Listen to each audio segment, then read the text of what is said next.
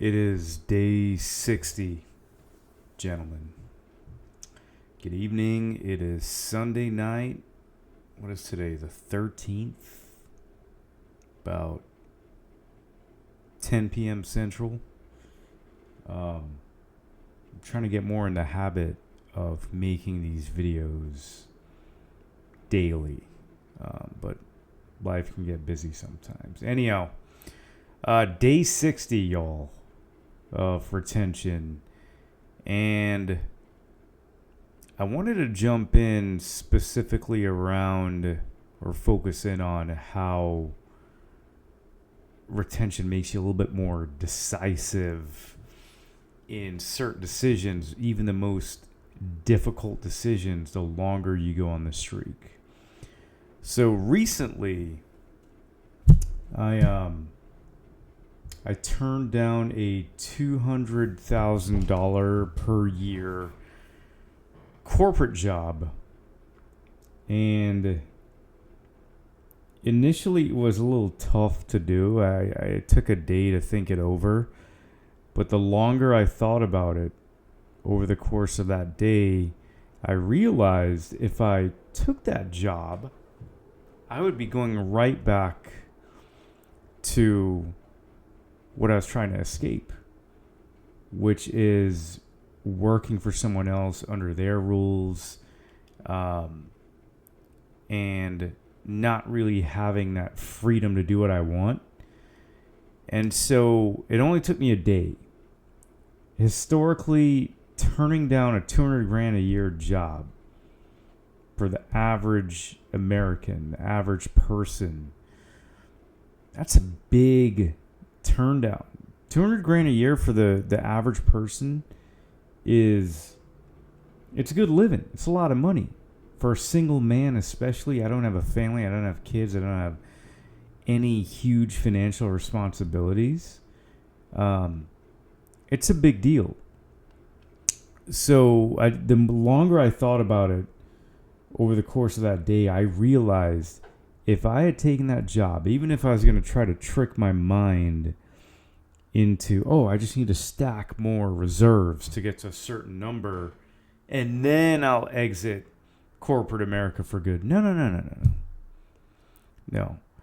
If I had taken that job, I'd have probably pushed back my dreams, my goals in terms of professional building something of my own. Who knows how much further I would have pushed that back. A lot of times these corporate jobs, when you get up to a certain tier, like in these leadership roles, they demand a shit ton from you. Even like the average salary roles, they're demanding a lot. Working 50, 60-hour legit hours per week. On a salary, you're not getting paid overtime. On a salaried contract, especially in these management and leadership roles, you're giving up a lot. Even though on paper you think $200,000 a year, that's a lot of money, and it is. I'm not trying to be ungrateful, but point is, bringing this back to retention. If I'd taken that job, y'all, I would have pushed back my plans, my goals, my dreams, my aspirations at this season at 40 years old and beyond. This next push from 40 to 50 is going to be a critical decade for me in building something. Who knows if that would have been the ultimate waving the white flag and I wouldn't have enough to have another go with this unique time in my life. So that's the point I want to drive home. You almost develop this delusional self-belief and confidence the longer you retain and the longer you're on this path. A delusional self-belief in where you feel like no matter what you do, give me one sec here, and where if you feel like no matter what you do, you cannot fail. And that, my friends, is a beautiful place to be and a beautiful place to live within reason, right? You gotta have some calculations on certain decisions, but it's like an overarching theme that you are the hero, you are the star of your own movie, and you cannot fail. And quote unquote failures are not necessarily failures, they're just setbacks. So that's something I've been feeling more and more in my bones, and it is day 60. I'm feeling good. I was battling some headaches on and off all weekend.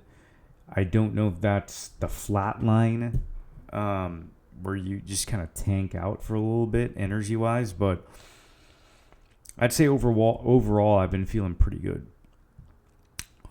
So keeping this theme of delusional confidence and how things can happen when you start betting on yourself and believing in yourself on a delusional level. I went to a business conference over the weekend here in Texas, and I met a lot of different folks. I met some podcasters. I met some folks in real estate, in the investment side. I met other coaches. As y'all know, in my other corporate life, I was a sales coach in leadership with a big tech company. But I met a bunch of different people here at this event, and a lot of them were just looking to level up their speaking presence when they're on stage. And that's something at some point in my life I want to do a few speaking engagements where people fly me out, where it's a motivation engagement, a more subject matter expert engagement on a particular topic, whether it's sales, real estate, whatever, stocks. I want to do something like that.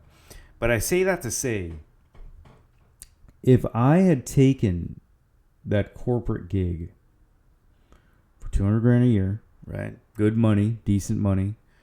You're not like a millionaire or anything, but it's decent money for a single guy especially. I would not have gone to that event. And at that event this past weekend, I met a couple. My hunch is these folks were easily millionaires, right? And they're a nice couple from Texas, just kind of down to earth, very polite, but very deliberate and not beating around the bush as well. Husband and wife couple. And in one of my next business ventures that I'm jumping into, it's going to be around real estate. And so this couple, they hit it off with me, just good energy. They're picking my brain, what I did in my past professional career. I'm picking their brains. And we started talking about real estate. And come to find out, they are real estate investors, and they have a lot of different projects coming up. And I'm at the point where I'm not fully ready at capacity to execute on the plan I have in real estate yet. But trust and believe I got their information, and when I am ready, they will be on the top of the list of the first people to call. And the point I'm trying to make is, when you're on this journey, you don't know who you're going to meet. You don't know the timing. Things just start to line up, I guess is what I'm saying.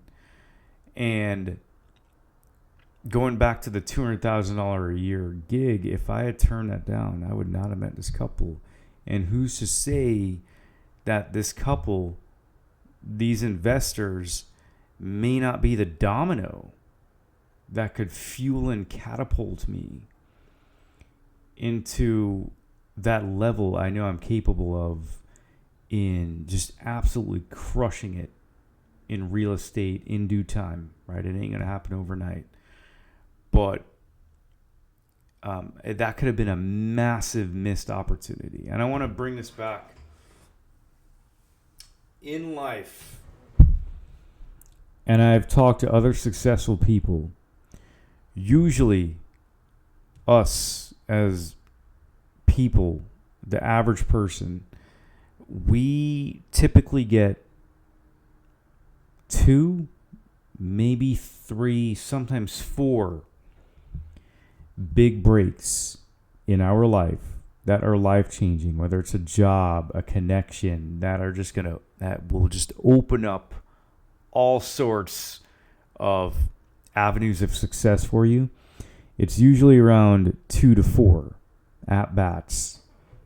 And I've already fumbled at least one of them in the past. But so I have to say, when you are retaining, I truly believe that when your energy's on point, you develop this sense of magnetism, and I don't want to go too woo-woo in the weeds here, but where you start to pull in and attract people and things just start to click and happen. And it's all going back to that delusional self-belief that you can turn down a $200,000 a year job with a clouded or unknown future, right? Nothing is set in stone in the future. I'm still kind of flying a little blind here. I'm doing the best I can to prepare, but you never know what could happen, right? So that self-delusional belief in yourself, that faith that it will work out, trust and believe. The longer you retain, you start to develop that. Go Google, go look up even the ancient texts. There's hints of this, whether it's in the Hindu text, the Chinese text, the Buddhist text, there are all these historical references to when you retain your sexual energy and you refrain. You start to, I don't know how to explain it. Can't really put it into words, but I'll stop right there. But just wanted to make this real quick. If y'all are in a similar situation where, here's the carrot, the X amount of dollars where you're going to go right back in to